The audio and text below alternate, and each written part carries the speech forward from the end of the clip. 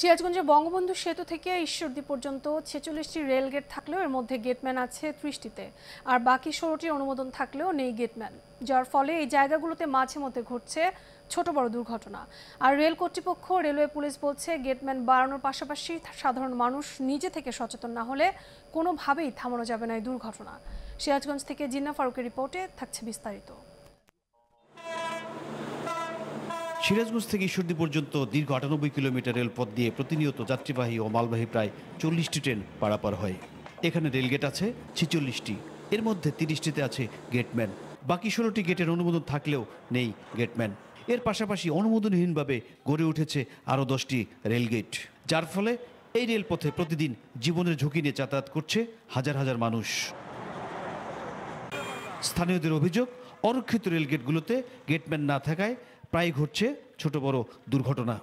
ওখান দিয়ে হাজার হাজার মানুষ ডেলি যাতায়াত করে, ওখানে তো ক্রসিংয়ের কোনো গেটম্যানও নাই, কোনো বাস পালানো নাই। গেটম্যান থাকলে অ্যাক্সিডেন্ট হবে না, গেটম্যান না থাকলে অ্যাক্সিডেন্ট দুর্ঘটনা হইতেছে, পাবলিকের ক্ষতি হইতেছে।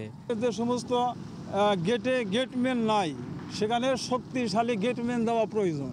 যদি হলে আর লাইট থাকতো রাত্রেবেলায় তাহলে তো এই দুর্ঘটনা ঘটে না। তবে গেটম্যানরা বলছে ট্রেন চলাচলের সময় তাদের নির্দেশ মানতে চায় না বেশিরভাগ মানুষ, যে কারণে ঘটে দুর্ঘটনা। অনেক সময় গেটের নিচ দেওয়া চলা যায়, নিষেধ করলে আমাদের গালিগালাজ করে, অনেক টাইম আমাদের কিছু করার থাকে না, যার কারণে দুর্ঘটনা ঘটে। মানুষজন অনেক তাদের থাকে, অনেক নেতা খেতা আছে। এই তল দিয়ে ঢোকা, ওই হুন্ডা এসে তল দিয়ে গেট উঁচি করে ঢোকা, যদি কিছু করলে এই শালা তুই গেট উঁচি না বালুকে, এইসব ভাষা খারাপ করা। জনবল বাড়ানোর পাশাপাশি সাধারণ মানুষ সচেতন না হলে দুর্ঘটনা প্রতিরোধ করা সম্ভব হবে না বলে জানান রেলের এই কর্মকর্তা।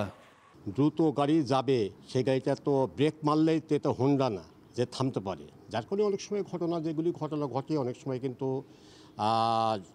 জনসাধারণের অসচেতনতার কারণেই কিন্তু ঘটনা ঘটে থাকে। আর রেলওয়ে পুলিশ বলছে দুর্ঘটনা কমাতে বিভিন্ন কর্মসূচি চালিয়ে যাচ্ছেন তারা। এই সংক্রান্তে আমরা প্রতিনিয়ত প্রত্যেকটা স্টেশনে আমরা বিট পুলিশিং, কমিউনিটি পুলিশিং মাধ্যমে জনগণকে সচেতন করে থাকি। চলতি বছর সিরাজগঞ্জে ২০টি ট্রেন দুর্ঘটনায় নিহত হয়েছেন ২১ জন। এসব দুর্ঘটনা রোধে যথাযথ পদক্ষেপ নেবে কর্তৃপক্ষ, এমনটাই প্রত্যাশা সবার। Jinnah Faruk, Asian television, Sirajganj.